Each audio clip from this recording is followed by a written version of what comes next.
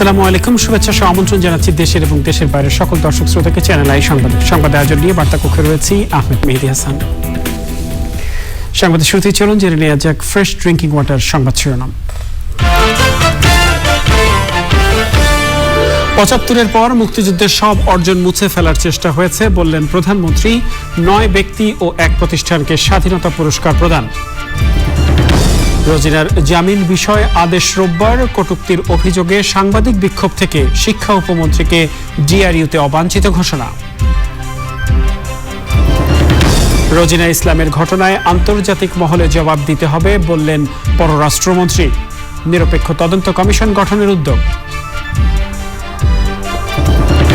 দেশে করোনায় আক্রান্ত ও মৃত্যু কিছুটা কমলেও শনাক্ত হচ্ছে উচ্চ সংক্রমণশীল ভ্যারিয়েন্ট। স্বাস্থ্যবিধি মানার জোর তাগিদ। এবং আন্তর্জাতিক আহ্বান তোয়াক্কা না করে ইসরায়েলের গাজায় হামলা চালিয়ে যাওয়ার ঘোষণা। জাতিসংঘে ফ্রান্সের যুদ্ধবিরতির প্রস্তাবে যুক্তরাষ্ট্রের বাধা।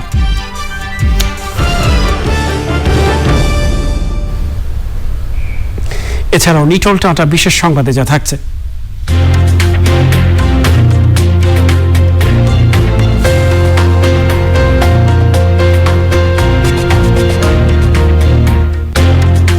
প্রান্তিক মানুষের সুরক্ষায় খুলনার সব উপজেলা স্বাস্থ্য কমপ্লেক্সে অক্সিজেন ব্যাংক গড়ে তোলার খবর।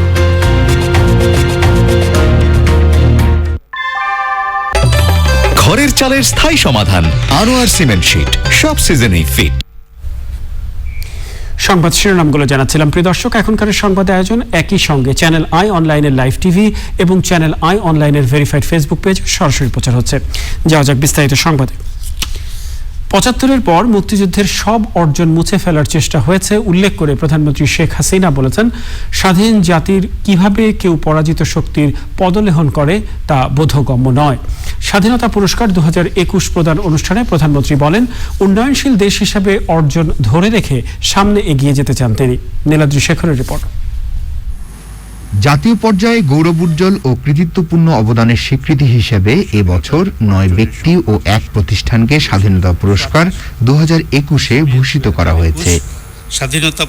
স্বাধীনতা ও মুক্তিযুদ্ধে একেএম বজলুর রহমান মরণোত্তর, শহীদ আহসানুল্লাহ মাস্টার মরণোত্তর, বীর মুক্তিযোদ্ধা ব্রিগেডিয়ার জেনারেল খুরশিদ উদ্দিন আহমেদ মরণোত্তর এবং আখতারুজ্জামান চৌধুরী বাবু মরণোত্তর। বিজ্ঞান ও প্রযুক্তিতে ডক্টর মৃন্ময় গুহ নিয়োগী, সাহিত্যে কবি মহাদেব সাহা, সংস্কৃতিতে নাট্য ব্যক্তিত্ব আতাউর রহমান ও গাজী মাজহারুল আনোয়ার এবং সমাজসেবায় অধ্যাপক ডক্টর আমজাদ হোসেন। প্রতিষ্ঠান হিসেবে গবেষণা ও প্রশিক্ষণে স্বাধীনতা পুরস্কারে ভূষিত হয়েছে বাংলাদেশ কৃষি গবেষণা কাউন্সিল। পুরস্কার প্রাপ্তদের পদক ও ক্রেস্ট তুলে দেন প্রধানমন্ত্রী শেখ হাসিনা। আজকে আমরা যতদূর এগোতে পেরেছি ৫০ বছর পূর্তিতে, আমি বলবো যে উন্নয়নশীল দেশ হিসেবে যে অর্জনটুকু আমরা করতে পেরেছি সেটুকু ধরে রেখে আমরা সামনে এগিয়ে যেতে চাই।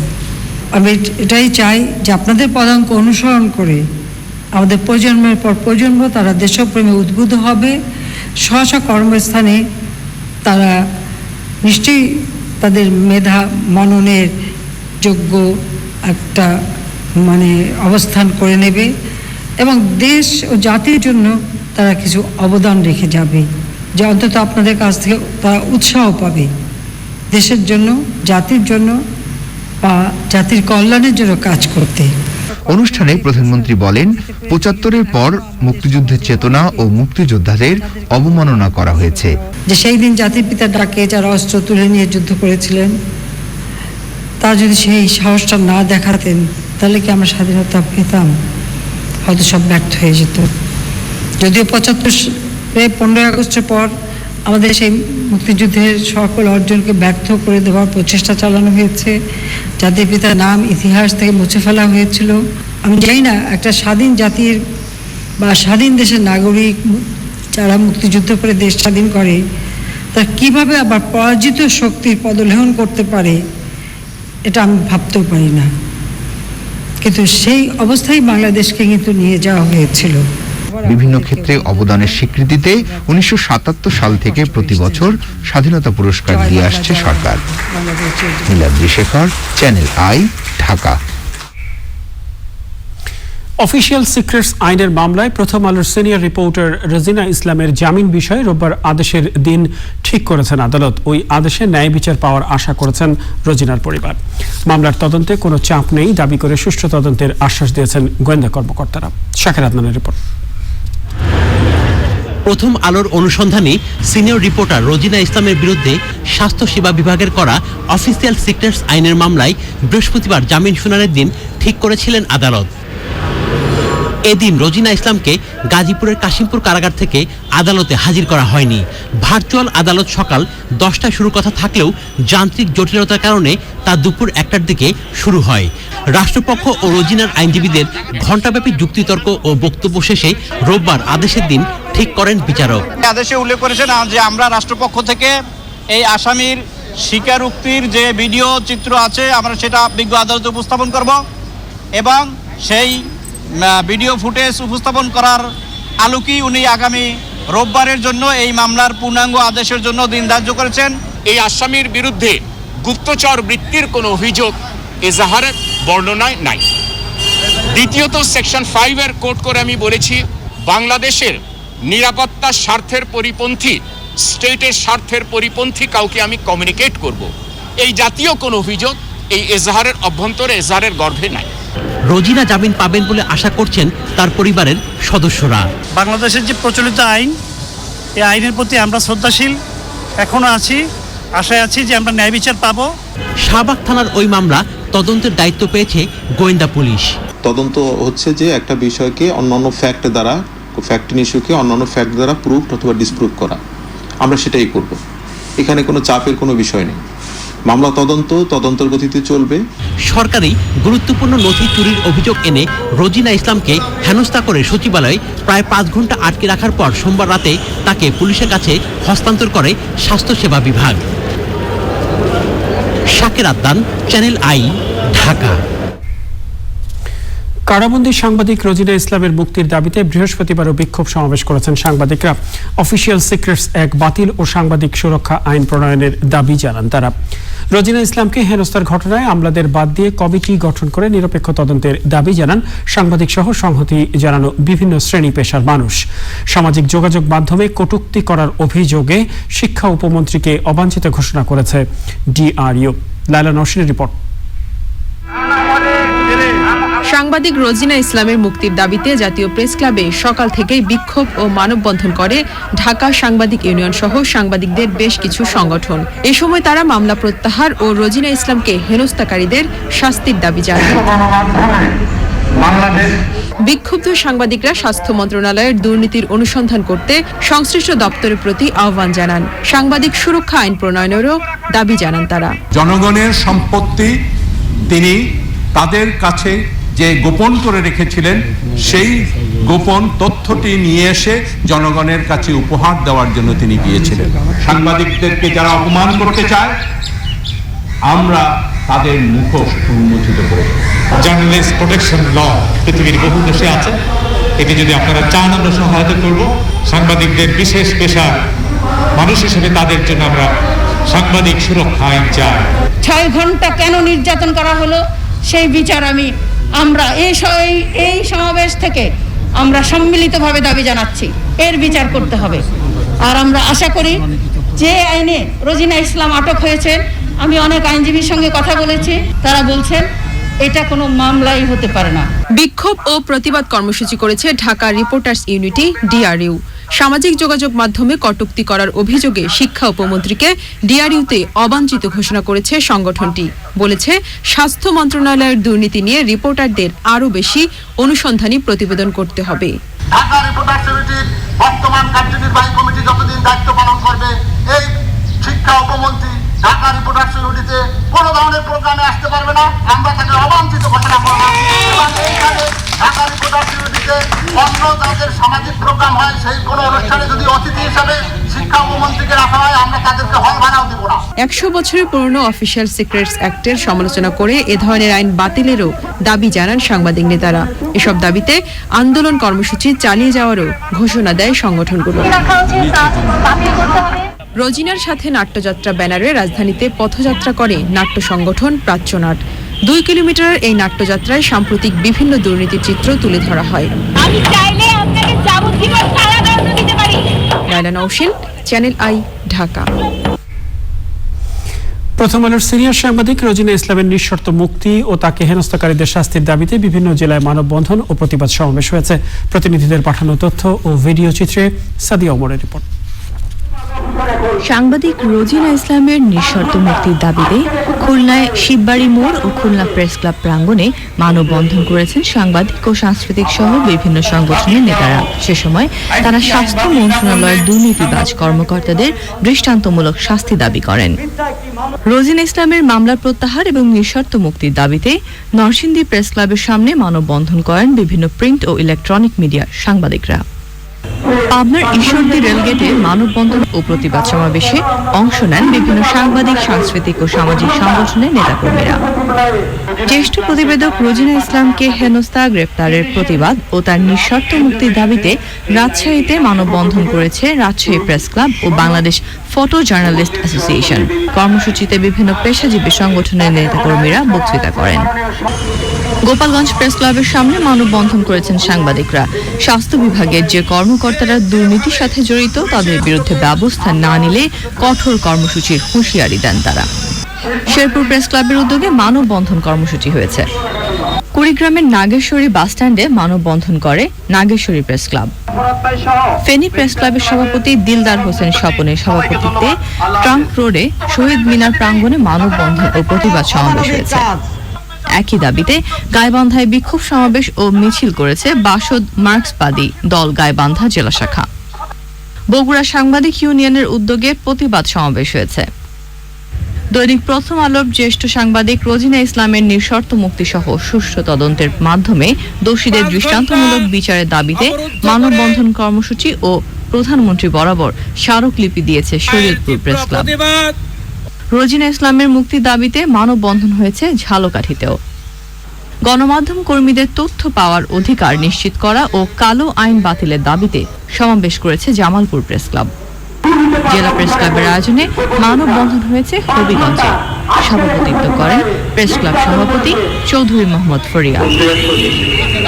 Sadia Omar, channel I. এদিকে সাংবাদিক রোজিনা ইসলামকে হেনস্থা করার ঘটনায় দেশের বদনাম হয়েছে উল্লেখ করে পররাষ্ট্রমন্ত্রী বলেছেন, প্রশাসনের অল্প কিছু লোকের কারণে এখন সরকারকে আন্তর্জাতিক অঙ্গনে প্রশ্নের উত্তর দিতে হবে। ঘটনাটি দুঃখজনক উল্লেখ করে আর এমন যাতে না ঘটে সেই আশা প্রকাশ করেন তিনি। তথ্যমন্ত্রী বলেছেন, রোজিনা ইসলামের ন্যায় বিচার নিশ্চিত করার চেষ্টা করছে সরকার। পান্থর রহমান জানাচ্ছেন বিস্তারিত। সাংবাদিক রোজিনা ইসলামকে হেনস্থার ঘটনা শুধু দেশ নয় বরং বিশ্ব গণমাধ্যমেও ছড়িয়ে পড়েছে। তথ্য জোগাড়ের চেষ্টায় একজন সাংবাদিক কিভাবে হয়রানির শিকার হয়েছেন সামাজিক যোগাযোগ মাধ্যমে সেই ভিডিও চিত্র গোটা দুনিয়ায় ঘুরে বেড়াচ্ছে। এ নিয়ে উদ্বেগ জানিয়েছে খোদ জাতিসংঘ। এতদিন ইতিবাচকভাবে খবর হওয়া বাংলাদেশ এবার বিশ্ব গণমাধ্যমে নেতিবাচক শিরোনাম। আমরা কখনো আপনাদের নিষেধ করি না। We have nothing to hide. In fact যে ঘটনা ঘটছে খুব দুঃখজনক ঘটনা, সেইটা হেলথ মন্ত্রণালয় ম্যানেজ করা উচিত। আমরা বলতে পারি এটা আমার সরকারের জন্য দুঃখজনক ঘটনা এবং আপনি মেবি রাইট, গুটিকতেক লোকের কারণে এই বদনামটা হচ্ছে। আই নো ফরেন মিনিস্ট্রি হিসাবে আমাদের এটা ফেস করতে হবে। অনেকে আমাদের এই নিয়ে প্রশ্ন করবে, আমরা এই ধরনের ঘটনা চাই না। একই বিষয়ে পরে সাংবাদিকদের সঙ্গে কথা বলেন তথ্য ও সম্প্রচার মন্ত্রী। সাংবাদিক রোজিনা ইসলাম যাতে ন্যায় বিচার পান এবং কারা হেফাজতে যাতে তিনি যথাযথ সম্মান পান সেটি করার জন্য আমি প্রথম থেকেই চেষ্টা করে এসেছি এবং আমার সেই চেষ্টা অব্যাহত থাকবে। তিনি যাতে ন্যায় বিচার পান সেটি আমরা চেষ্টা করছি। আমার সংসার তো আপনাদের সাথে, আমি আপনাদেরই মন্ত্রী, আপনাদের মানুষ, সুতরাং আপনাদের দাবি দেওয়াগুলো অত্যন্ত সহানুভূতির সাথে দেখে যতটুকু করা সম্ভব সেটি করার সর্বোচ্চ প্রচেষ্টা আমার পক্ষ থেকে থাকবে। ঢাকা রিপোর্টার্স ইউনিটি ডিআরইউ নেতারা রোজিনার দ্রুত মুক্তি সহ বিভিন্ন দাবিতে তথ্য ও সম্প্রচার মন্ত্রীর কাছে স্মারকলিপি দেন। পান্থর রহমান, চ্যানেল আই, ঢাকা। রোজিনা ইসলামের ঘটনা বিচ্ছিন্ন কিছু নয়, এটি ধারাবাহিক ঘটনারই অংশ বলে মন্তব্য করেছেন বিএনপি মহাসচিব মির্জা ফখরুল ইসলাম আলমগীর। অনলাইন আলোচনায় তিনি বলেন, শুধু সাংবাদিক নয়, যারা অধিকারের কথা বলে তাদেরও একই অবস্থা হয়। তিনি বলেন, সাংবাদিকরা ঐক্যবদ্ধ হয়েছে, তবে এই ঐক্য কতদিন থাকে সেটি প্রশ্ন। আওয়ামী লীগ সরকার ক্ষমতা আসার পর থেকেই একের পর এক এই সাংবাদিকদের উপরে অত্যাচার নির্যাতন নেমে এসেছে, সংবাদপত্রের উপরে নির্যাতন নেমে এসেছে, সংবাদপত্র বন্ধ করে দেওয়া হয়েছে এবং সাংবাদিকদেরকে দেশ থেকে চলে যেতে বাধ্য করা হয়েছে, হত্যা পর্যন্ত করা হয়েছে। আওয়ামী লীগ ক্ষমতা আসার পর থেকেই তারা কিন্তু একটা সুনির্দিষ্ট লক্ষ্য নিয়ে কাজ করছে। সেই লক্ষ্যটি হচ্ছে যে বাংলাদেশের এমন একটা রাষ্ট্র ব্যবস্থা প্রতিষ্ঠা করা, যে রাষ্ট্র ব্যবস্থায় জনগণের কোনো বক্তব্য থাকবে না, ভিন্ন মত ধারণ করবার পোষণ করবার কোনো উপায় থাকবে না, এবং তারা তথাকথিত উন্নয়ন নামে তাদের লুটপাট, তাদের ডাকাতি এসব তারা চালিয়ে যেতে থাকবে। আগের দিনের তুলনায় দেশে বৃহস্পতিবার পর্যন্ত 24 ঘন্টায় করোনায় রোগী আক্রান্ত শনাক্ত ও মৃত্যু কিছুটা কমেছে। স্বাস্থ্য অধিদপ্তর বলেছেন, দেশের চাঁপাইনবাবগঞ্জের শিবগঞ্জ ও সদর সহ ভারতের সীমান্ত সংলগ্ন বিভিন্ন অঞ্চলে ভারত ফেরতদের মাধ্যমে ভারতীয় অতি উচ্চ সংক্রমণশীল করোনা ভাইরাসের নতুন ভ্যারিয়েন্টের রোগী শনাক্ত হচ্ছে। স্বাস্থ্যবিধি মানার জোর আহ্বান জানিয়েছেন তারা। জানাতুল বাকিয়া কেকার রিপোর্ট। দেশে বৃহস্পতিবার পর্যন্ত 24 ঘন্টায় করোনা আক্রান্ত শনাক্ত 1457 জন। বুধবারের চেয়ে 151 জন কম শনাক্ত হয়েছে। নমুনা পরীক্ষার বিবেচনায় আক্রান্ত শনাক্তের হার 7.50%। এ সময় করোনা ভাইরাসে আরও 36 জনের মৃত্যু হয়েছে। দেশের বিভিন্ন সীমান্ত দিয়ে ভারতে যাওয়া এদেশীয় নাগরিকরা বাংলাদেশে প্রবেশ করছে। তাদের মাধ্যমে ইতিমধ্যেই যশোরের পর চাঁপাইনবাবগঞ্জেও 4 জনের মধ্যে ভারতীয় অতি সংক্রমণশীল নতুন ভ্যারিয়েন্টের করোনা রোগী শনাক্ত হয়েছে। পার্শ্ববর্তী দেশ ভারতের ভ্যারিয়েন্ট 1617, যেটাকে 0.2% বলা হচ্ছে, এই রোগী কিন্তু আমাদের দেশেও পাওয়া গেছে এবং নিত্য নতুন কিন্তু পাওয়া যাচ্ছে। প্রতিদিনই কিন্তু এই ধরনের নতুন নতুন রোগীগুলো ভ্যারিয়েন্টগুলো আক্রান্ত হওয়ার খবর আমরা পাচ্ছি। একেবারে সর্বশেষ যে খবর আমরা জানতে পেরেছি, আমাদের চাঁপাইনবাবগঞ্জে, যশোরে বেশ কয়েকটি রোগী 3 থেকে 4 জনের মতো এই কোভিড এর দেশে ভারতীয় ভ্যারিয়েন্ট ধরা পড়েছে। এটা একটা ভাবনার বিষয়। বিশেষজ্ঞরা বলছেন, শনাক্ত ও মৃত্যুর হার টানা 2 সপ্তাহ একরকম স্থিতিশীল না হলে আশঙ্কা কমবে না। আর ভারতে আটকে পড়াদের দেশে ফেরার সময় তাদের মাধ্যমে ভারতীয় নতুন ধরনের অতি সংক্রমণশীল ভ্যারিয়েন্টের করোনা সংক্রমণের ঝুঁকি বাড়াচ্ছে। আমাদেরকে খেয়াল করতে হবে, ভ্যারিয়েন্ট ইন্ডিয়ান হোক অথবা যে কোনো দেশের ভ্যারিয়েন্টই হোক, এটা ঢুকতে গেলে আমাদের নাক মুখ চোখ দিয়েই কিন্তু আসলে ঢুকতে হবে।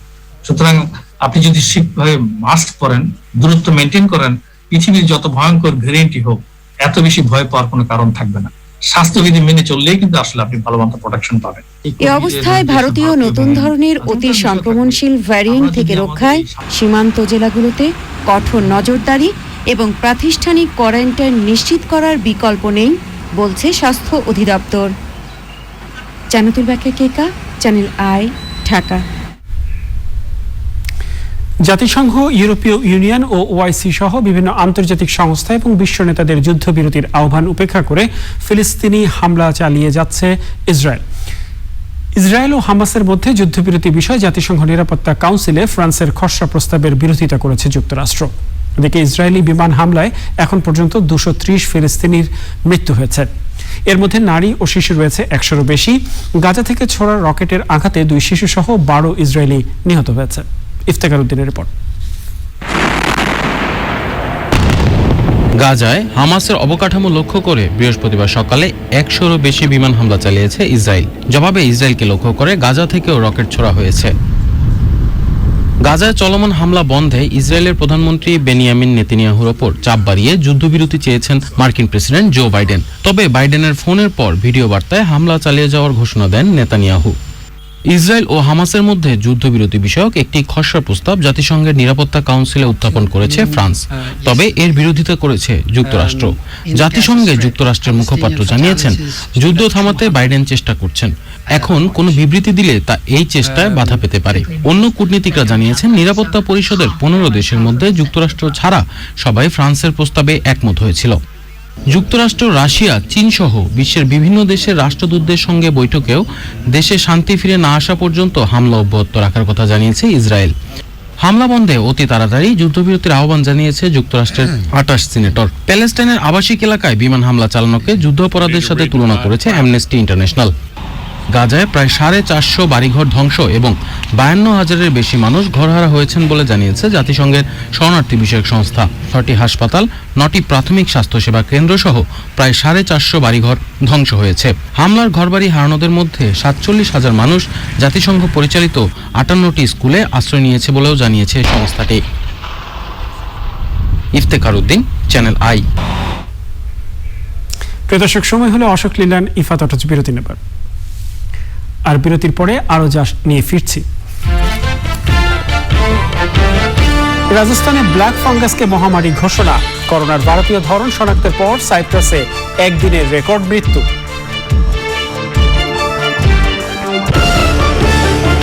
সংবাদে ঢাকা সিলেট মহাসড়কের ব্রাহ্মণবাড়িয়ার বিজয়নগরে সড়ক দুর্ঘটনায় 3 জন নিহত হয়েছেন, আহত হয়েছেন 2 জন। পুলিশ ও স্থানীয়রা জানিয়েছেন, সিলেটগামী একটি প্রাইভেট কার আমতলী এলাকায় পৌঁছলে সড়কের পাশে দাঁড়িয়ে থাকা একটি ট্রাকের সাথে সংঘর্ষ হয়। এতে ঘটনাস্থলেই প্রাইভেট কারের এক যাত্রী নিহত হন।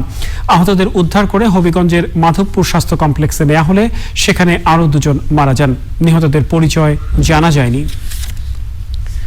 এ পর্যায়ে সামিট আন্তর্জাতিক সংবাদ।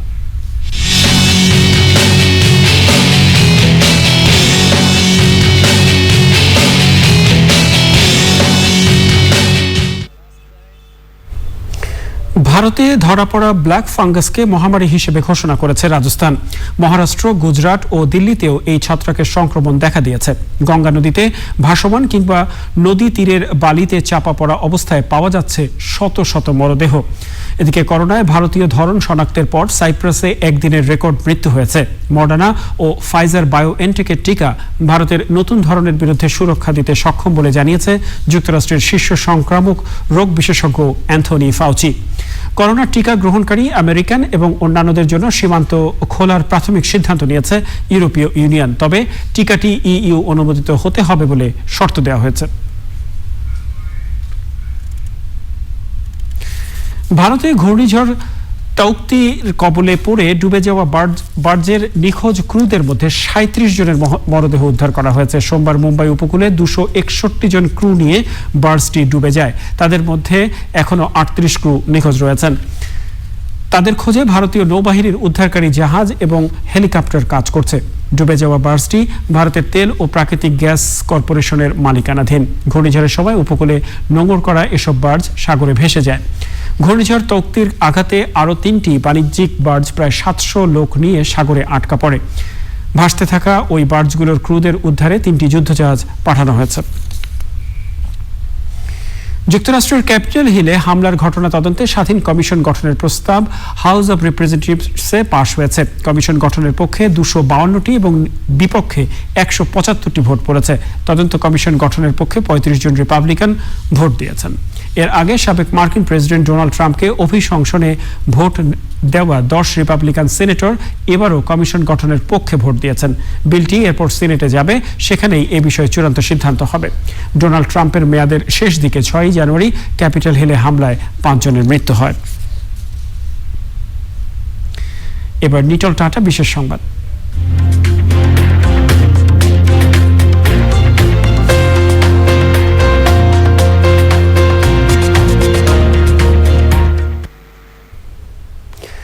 উপকূলীয় অঞ্চলে করোনা ভাইরাসে আক্রান্তদের সেবায় খুলনায় সব উপজেলা স্বাস্থ্য কমপ্লেক্সে অক্সিজেন ব্যাংক গড়ে তোলা হয়েছে। জেলার 9টি হাসপাতালেই আইসিইউ চালু করা হয়েছে। দানিয়েল সুজিত বোসের রিপোর্ট। দেশে করোনা ভাইরাসের দ্বিতীয় ঢেউয়ে আইসিইউ কিংবা অক্সিজেন সেবা দেওয়া হাসপাতালগুলোতে রোগীর চাপ বাড়ছে। এমন অবস্থায় দুর্গম অঞ্চলের রোগীদের জন্য খুলনার উপজেলা পর্যায়ের হাসপাতালগুলোতে আইসিইউ বেড সংযোজন ও উচ্চচাপে অক্সিজেন সেবা দেওয়া শুরু হয়েছে। আমাদের এখানে 20 বেডের মানে 20টা আউটলেট সহ 2টা হাই ফ্লো নেজাল ক্যানুলা সহ যে অক্সিজেন সিস্টেম এখানে অ্যাডাপ্ট করা হয়েছে, এটা রোগীরা অনেক উপকৃত হবে। 6,800 লিটার ধারণ ক্ষমতা সম্পন্ন 12টি সিলিন্ডার চালু হয়েছে এবং এখন যে রোগীর চাপ দেখতে পাচ্ছি যে রোগীর সংখ্যা, সেই হিসাবে এটি দীর্ঘদিন 6 থেকে 9 মাস এটা এই রোগীর চাপ যদি থাকে, আরও যদি বাড়ে তো ভবিষ্যতে এটা যদি শেষ হয়ে যায় আবার রিফিল করলে আবার চলতে থাকবে, এটা বন্ধ হবে না। সংক্রমণ রোধে বিধিনিষেধের মধ্যে দেশের প্রত্যন্ত অঞ্চল থেকে রোগী নিয়ে শহরে যাওয়ার ভোগান্তি কমেছে। এখন আমাদের চালনা হাসপাতালে এখন অক্সিজেন প্ল্যান্টটা হয়ে গেছে, এখন আর খুলনায় দেখা যাওয়া লাগে, এখন এখানেই চিকিৎসা হয়। খুলনা যাওয়া লাগতেছে না, অক্সিজেন পাচ্ছি, আমরা চিকিৎসা পাচ্ছি। স্থানীয় প্রশাসন জানিয়েছেন, দেশে করোনা সংক্রমণের শুরু থেকেই জেলার হাসপাতালগুলোর সক্ষমতা বাড়াতে কাজ করছেন তারা। মাননীয় প্রধানমন্ত্রী সেই অনুশাসনটি মাথায় রেখে জেলা প্রশাসনের উদ্যোগে আমরা প্রত্যেকটি উপজেলাতে অক্সিজেন সিলিন্ডার ব্যাংক এবং হাইপোনেজাল ক্যানেলা, যেটাকে আইসিইউ লেভেল 1 হিসাবে আমরা সারা জেলাতে আমাদের এই ইনোভেটিভ আইডিয়া থেকে এই প্রকল্পটি বাস্তবায়ন করে যাচ্ছে। সংশ্লিষ্টরা বলছেন, করোনা চিকিৎসায় এমন পদক্ষেপের মাধ্যমে পিছিয়ে পড়া জনগোষ্ঠীর অনেক প্রাণ রক্ষা সম্ভব হবে। Daniel Sujit Bose, channel I, Khulna. জানাবো কৃষি সংবাদ।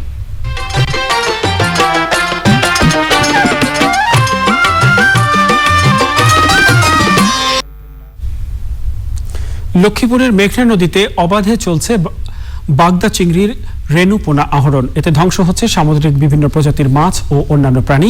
লক্ষ্মীপুর থেকে মহিউদ্দিন মুরাদের পাঠানো তথ্য ও ভিডিও চিত্রে সুদীপ্তা মাহমুদের রিপোর্ট। চৈত্রের মাঝামাঝি থেকে আষাঢ় 3.5 মাস উপকূলীয় মেঘনা নদীতে গলদা ও বাগদা চিংড়ি ডিম ছাড়ে। প্রতি বছরের মতো এবারও ডিম থেকে ফোটা রেণুপোনা সংগ্রহে মেতে উঠেছে উপকূলীয় অঞ্চলের জেলে পরিবার সহ সাধারণ মানুষ। সূক্ষ্ম মশারির জাল দিয়ে সংগ্রহ করা হচ্ছে রেণু। চিংড়ি রেণু ছাড়াও অন্যান্য মাছের পোনাও আটকা পড়ছে জালে। মারা পড়ছে 2 শতাধিক প্রজাতির মাছের অসংখ্য রেণুপোনা। তারা নিষেধ, তারপরে ভাই ফেটাতে আমরা ধরতে হয়, কি করবো, কোনো কাজ নাই, কর্ম নাই, সংসার চালাইতে হয়, বাচ্চা কাচ্চা চালাইতে হয়। বাগদা 1000, 1400, 1500, আমরা 400, 500, 1000 এরকম করতেছি। 1000 বেশি 1400 টাকা, 5, 300, 200, 250 এই মিলে। নদী ভাঙিয়েছে আমার বসে, আমার 3 বার করে ভাঙছি, বুঝছেন? এই হিসেবে আমরা ধরতে হয়, এগুলো ধরার জিনিস আমরা ধরি, হতে পারে আমরা বিক্রি করি। বাগদা ধরো নিষেধারি, আমরা ফেরত দেয় ধরি। জেলেদের কাছ থেকে এসব পোনা প্রতি হাজার 1200 থেকে 1400 টাকায় কিনে পাইকাররা গোপনে বিক্রি করছেন খুলনা, বাগেরহাট, কক্সবাজার, যশোরের বিভিন্ন চিংড়ি ঘেরে। মেঘনায় প্রতিদিন যে পরিমাণ গলদা এবং বাগদার নষ্ট করা হচ্ছে, এতে করে পাশাপাশি অন্যান্য সামুদ্রিক মাছগুলোর পোনাও নষ্ট হচ্ছে। যদি কোস্টগার্ড এবং মৎস্য বিভাগের নজরদারিতে থাকতো তাহলে এই ক্ষতি হতো না। বারবার অভিযান চালিয়েও রেণুপোনা শিকারের এই তৎপরতা বন্ধ হচ্ছে না, বলছে মৎস্য বিভাগ। যাতে কোনোভাবে এই গলদা রেণু এগুলো ধরতে না পারে, কারণ একটা গলদা রেণু ধরার দ্বারা দেখা যাচ্ছে অনেকগুলো অন্যান্য মাছের ডিম নষ্ট হয়, যেটা মানে মৎস্য আইনে নিষেধ। সেই হিসাবে আমাদের ইতিমধ্যে যৌথভাবে যে অভিযান এটা বাস্তবায়ন করার জন্য সেটা চলমান আছে। বাংলার সাদা সোনা এসব পোনা থেকে বড় হওয়া চিংড়ি রপ্তানি করে প্রতি বছর কোটি কোটি টাকা বৈদেশিক মুদ্রা আয় করছে সরকার। Sudipta Mahmud, channel I. দেখবেন প্রকৃতি সংবাদ।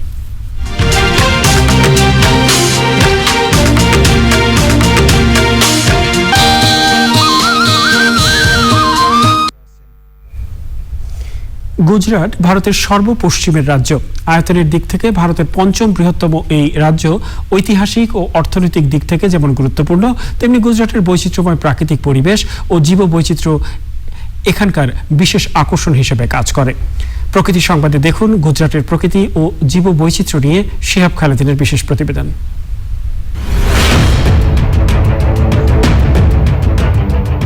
আরব সাগরের তীরবর্তী গুজরাট আয়তনে ভারতের 5ম বৃহত্তম রাজ্য। এই রাজ্যের রয়েছে প্রায় 1600 কিলোমিটার দীর্ঘ সমুদ্র উপকূল। গুজরাটের মোট আয়তনের প্রায় 9% বনভূমিতে আচ্ছাদিত। জীববৈচিত্র্য সংরক্ষণের জন্য এই রাজ্যে 4টি জাতীয় উদ্যান এবং 23টি বন্যপ্রাণী অভয়ারণ্য রয়েছে। এই সংরক্ষিত এলাকাগুলোর মধ্যে Gir national park, marine national park, কচ্ছের মরু বন্যপ্রাণী অভয়ারণ্য, বনগাধার অভয়ারণ্য অন্যতম। এছাড়া গুজরাটের পাখি সংরক্ষণের জন্য বেশ কিছু অভয়ারণ্য রয়েছে। গুজরাটে গির ন্যাশনাল পার্ক এশীয় সিংহের একমাত্র প্রাকৃতিক আবাসস্থল। একই সাথে এ বনে দেখা মেলে নীলগাই, ময়ূর, হরিণ, হনুমান, লেপার্ড সহ বিভিন্ন প্রজাতির বন্যপ্রাণীর। মেরিন ন্যাশনাল পার্কে দেখা মিলবে বিভিন্ন প্রজাতির সামুদ্রিক প্রাণী ও উপকূলীয় পাখি।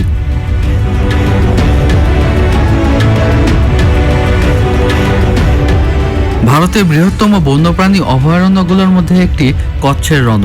সমুদ্র উপকূলবর্তী এই লবণাক্ত মরু এলাকার বৈচিত্র্যময় পরিবেশে দেখা যায় বনগাধা, হায়েনা, সারস, ফ্লেমিঙ্গো, পেলিক্যান সহ বিভিন্ন প্রজাতির পাখি।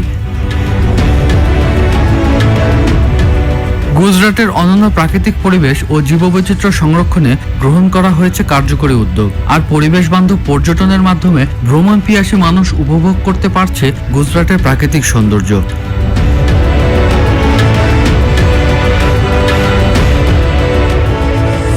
শিহাব খালেদিন, প্রকৃতি ও জীবন ডেস্ক, চ্যানেল আই।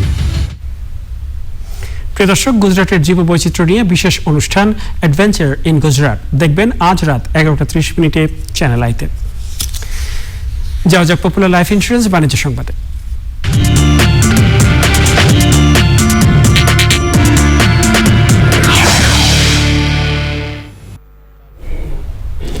আগামীতে করোনায় ক্ষতিগ্রস্ত ব্যবসায়ীদের জন্য ব্যবসায়ী বান্ধব বাজেট হবে বলে আশা প্রকাশ করেছেন শিল্পপতিদের শীর্ষ সংগঠন এফবিসিসিআই সভাপতি মোহাম্মদ জসিমউদ্দিন। সকালে ধানমন্ডি 32 নম্বরে বঙ্গবন্ধুর প্রতিকৃতিতে শ্রদ্ধা নিবেদন শেষে একথা বলেন তিনি। এরপর এফবিসিসিআই ভবনে বর্তমান কমিটির পরিচয় পর্ব অনুষ্ঠিত হয়। সে সময় সংগঠনের নেতারা বলেন, এসএমই খাত, ক্ষুদ্র উদ্যোক্তাদের পথ সহজীকরণ, শিল্প কারখানা পরিবেশ বান্ধব করা সহ বিভিন্ন বিষয় নিয়ে কাজ করবে বর্তমান কমিটি। এসডিজি অর্জনে সরকারের সাথে কাঁধে কাঁধ মিলিয়ে কাজ করার প্রত্যাশার কথা জানান তারা।